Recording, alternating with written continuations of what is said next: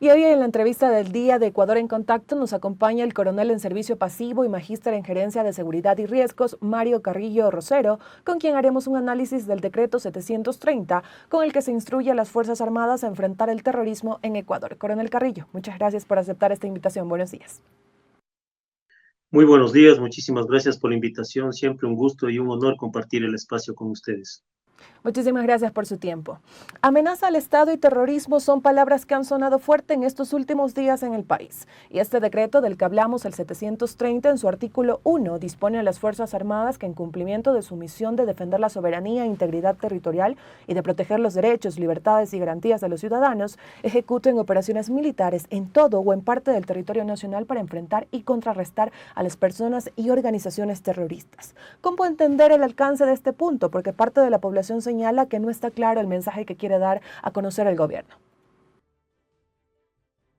Desde hace tiempo atrás hemos sido una de las voces que hemos venido mencionando cuando se daban las crisis carcelarias, que han sido ya 11 en total, con alrededor de 600 personas privadas de la libertad fallecidas.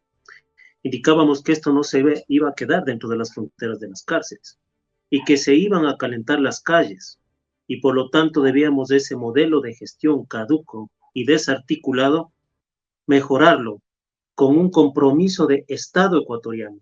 Aquí la responsabilidad de todos los gobiernos de turno ha hecho que hoy estemos cosechando lo que se ha sembrado. Lo único que se ha creado son las condiciones ideales para este escenario. ¿A qué me quiero referir? Miren, el crimen organizado es lo que mejor organizado tenemos en el país. Los entes de control no han cumplido con su misión. ¿Dónde están las sentencias, las personas responsables de los lavados de activos? ¿Dónde está el trabajo del Ejecutivo para mejorar los procesos de gobernanza, para tener esa decisión política, para con mano firme actuar articulados al legislativo, al judicial, a la participación ciudadana, a los gobiernos autónomos descentralizados? Porque aquí lo que hace falta sí es un plan de seguridad integral que ya se lo está mejorando, corrigiendo, implementando, está bien. Pero esto tiene que ser acompañado de inversión social, de obra pública.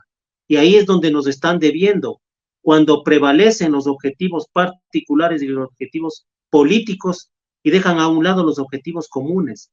Cuando existe la pugna de poderes y no se ataca a los niveles de corrupción e impunidad que son altísimos en el país. Por eso, mire cómo está los niveles de violencia. Somos uno de los países más violentos de la región, con 26.6 por cada 100.000 habitantes. Eso es increíble lo que estamos viviendo nosotros en el Ecuador. Mire cómo está el tráfico de armas. Hay en el diagnóstico que presentamos, hay un incremento de incautación de armas largas de grueso calibre, solo en la zona 8, el 336%. Armas largas me refiero a ametralladoras, subametralladoras y fusiles. Mire lo grave que le estoy diciendo. ¿Cómo está la minería ilegal? Entonces, ahí es donde se tiene que corregir, porque esto va a seguir incrementándose, porque el crimen organizado, con su poder criminal y su gran economía ilegal, compra cualquier conciencia y se han infiltrado en todos los estamentos y organismos del Estado ecuatoriano. Y mientras el Estado ecuatoriano actúe divorciado, el Ejecutivo del Legislativo, el Legislativo del Judicial y de la participación ciudadana, no vamos a salir de este gran problema. Necesitamos todos colocarnos la camiseta del Ecuador, dejar a un lado las camisetas políticas y hacer una cruzada nacional para trabajar en la seguridad integral del país con inversión social, orientado hacia los sitios marginales para darles mejor oportunidades de trabajo, de salud, de educación, de bienestar. Eso es lo que hay que hacer, articulados el gobierno central con los gobiernos autónomos descentralizados. Algunos tienen la tasa de seguridad. Hay que invertir en la gente, hay que priorizar a la gente. Eso es lo que no se está haciendo, y mientras sigamos con estos errores, los problemas van a ser más tristes y más violentos en el Ecuador. Doctor Carrillo, y en este caso usted ha mencionado la palabra errores y ha señalado que el gobierno actúa divorciado con otras instituciones. Frente a lo que usted ha señalado y esta falta de inversión social y en otros aspectos que son importantes para el país, ¿cuál es el escenario que se viene para Ecuador con estas decisiones que está tomando actualmente? Usted me realizaba la pregunta anterior y me decía del terrorismo como una amenaza. También nosotros habíamos mencionado en diferentes medios de comunicación, escritos, televisivos, radiales, digitales, que no se ataque o no se les ponga membrete porque se quería ponerles a las bandas delincuenciales de crimen organizado. Tiene que actuar contra el delito. Qué bueno que se haya corregido y ahora se esté atacando a los delitos, a las acciones de ciertas personas que van contra la soberanía, contra la estructura del Estado. Eso es terrorismo. Están atacando hacia usted, hacia mí, hacia su familia, hacia mi familia, hacia la institucionalidad del Estado. Qué bueno que ya exista un norte, pero ahora falta articularnos, hacer un modelo de gestión para trabajar juntamente contra esta amenaza que sigue creciendo, pero también sin descuidar a la gente. A la gente hay que darle bienestar, salud, empleo, educación, oportunidades. Ese es el caldo de cultivo. Por eso nosotros vemos cómo están la juventud dentro de las bandas y son los gatilleros. Por eso vemos a mujeres embarazadas dentro de las bandas que son las que están en los hurtos y en los robos. Por eso vemos la situación de las motocicletas 2 y no se corrige. Por eso vemos la situación de las armas blancas y no se corrige. Mire, el COIP tiene graves problemas. Qué bueno que se esté ya atacando a los errores que tiene el Código Orgánico Integral Penal. Tenemos una constitución garantista de derechos, pero ¿de derechos para quién? Los derechos humanos están orientados solo para quién. Por eso este decreto, el 730, que habla de atacar a la amenaza como terrorismo y hacer uso de las armas letales, yo me pongo en los zapatos del funcionario público de la policía o de las Fuerzas Armadas. ¿Cómo yo voy a disparar? Así me estén atacando, porque luego tengo que responder ante un juicio penal, ante un tribunal penal, para demostrar que fue en legítima defensa, que hubo el uso progresivo de la fuerza, que hubo racionalidad, que hubo proporcionalidad. Esas son las incoherencias en las que estamos cayendo. Hay que hacer un trabajo más técnico, mesas de trabajo, ir corrigiendo, cerrando estas brechas que como sociedad nos han creado graves problemas. Coronel Carrillo, y otro de los artículos que llaman mucho la atención en el decreto 730 es el 3, que dispone el Servicio Nacional de Atención Integral a Personas Adultas Privadas de la Libertad y Adolescentes Infractores SNAI, tomar estrictas previsiones de seguridad para el personal militar y policial que como resultado de las operaciones militares y policiales antiterroristas sean sometidos a procesos judiciales penales, con la finalidad de garantizar su integridad en los centros de privación de la libertad. Se habla de tratamiento especial, la población también se está cuestionando eso. ¿Qué nos puede usted dar la lectura de este artículo? Un escenario, varias lecturas. El primero que nos da el mensaje es que no hay un control de los centros penitenciarios, ¿no es cierto? Que no son centros de rehabilitación social, que nunca han sido centros de rehabilitación social y que no están cumpliendo su misión.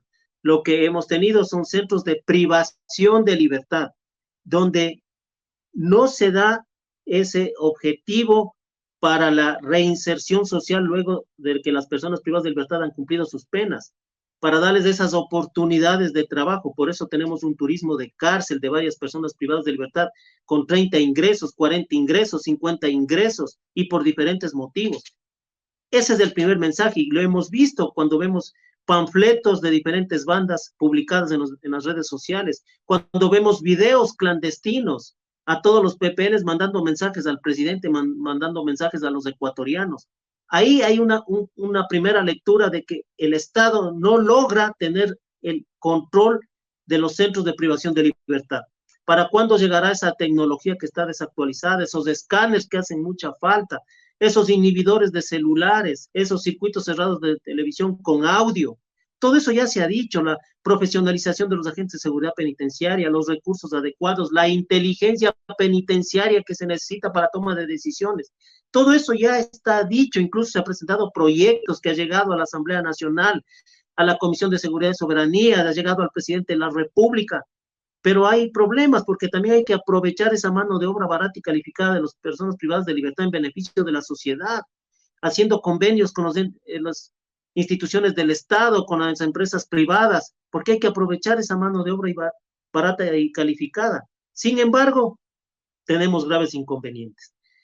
Respecto, algo ya topé a la pregunta que usted me hace, dirigido a privilegios o a situaciones. Creo que una cárcel 4 que está en Quito fue destinada para eso, pero se prostituyó. Y miren lo que ha terminado esa cárcel 4. ¿Quiénes están ahí? ¿Por qué están ahí? ¿Por qué delitos están ahí? Y dentro de las cárceles también existe gente o que ha pertenecido a la fuerza pública y que está por diferentes delitos también pagando sus penas. Y ahora, con este decreto 730, se establece que van a tener que ir a lo que yo había mencionado en la respuesta anterior, ir a un tribunal penal a demostrar en un juicio penal de que su actuación estuvo acorde a la justicia. Esto es complicado y todos los abogados penalistas van a saber de lo que estoy hablando. El crimen organizado tiene bufete de abogados y se prestan para las defensas de las personas que cometen los delitos. Y con ese poder criminal y esa economía, gran economía ilegal, pues es lo que había mencionado. Hay la compra de fiscales, hay la compra de jueces. Mire cómo está nuestro sistema judicial que necesita una reingeniería desde su estructura, desde sus procesos, para cumplir con su misión y hablar justicia. Y lo que estamos teniendo es inseguridad jurídica.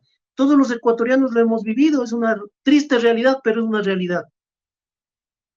Coronel Carrillo, y ya en la parte final consultarle, ¿esta presencia militar en las calles y el hecho de que se les involucre en más acciones es óptimo? ¿Qué denota?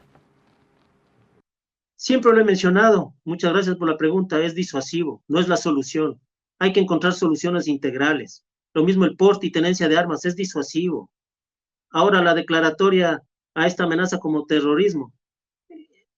Todo va sumando. O entregar vehículos blindados a los directores de las cárceles. Todo suma, pero no es integral. Hay que encontrar la solución integral, un modelo de gestión acorde al escenario que estamos viviendo, donde haya un compromiso del Estado ecuatoriano. Habíamos aplaudido cuando pasaban las masacres en las cárceles, la reunión del organismo técnico, donde todos acudían a esas reuniones, pero ¿dónde están los resultados? ¿Dónde están los compromisos? Recuerdo que a esa reunión no fue una parte, no acudió a una de esas reuniones y habíamos criticado. Mire ahora cómo estamos.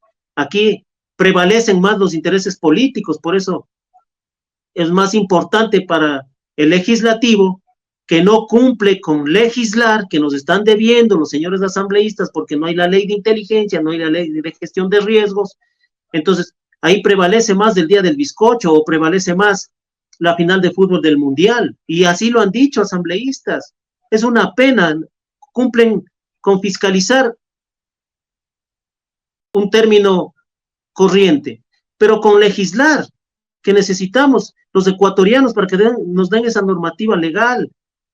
No están cumpliendo, señores asambleístas, y nosotros también, ecuatorianos, hacer nuestra mea culpa cuando vayamos a las urnas, tener esa cultura política y ejercer nuestro derecho al voto, a gente que ha presentado proyectos, planes de gobierno, y esos planes de gobierno tienen que ser medidos, y si no han cumplido con sus promesas, deben ser destituidos. Eso es lo que nos ha causado daño. Nosotros estamos acostumbrados a la verborrea política, y no cumplen con sus programas y planes de gobierno, y sin embargo se han dado la vuelta por todos los cargos públicos y se siguen dando la vuelta por todos los cargos públicos sin resultados eficientes, pero sin embargo han incrementado sus patrimonios. Por eso hablo también de los entes de control, por eso hablo de los lavados de activos.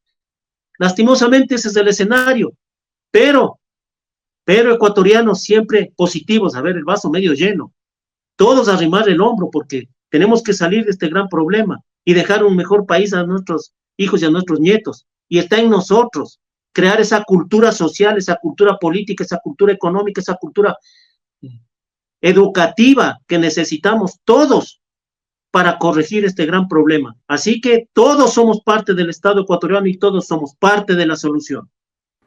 Coronel Carrillo, le agradecemos por su tiempo para los medios comunitarios de Corape. Ha sido un interesante diálogo. Esperamos tenerlo en una próxima oportunidad. Muchísimas gracias por su tiempo. Gracias a ustedes. Siempre un honor y un gusto compartir el espacio con ustedes. Muy buenos días. Buen día para usted. Amigos y amigas, nos vamos a una pausa. Ya regresamos en este su espacio comunitario Ecuador en Contacto.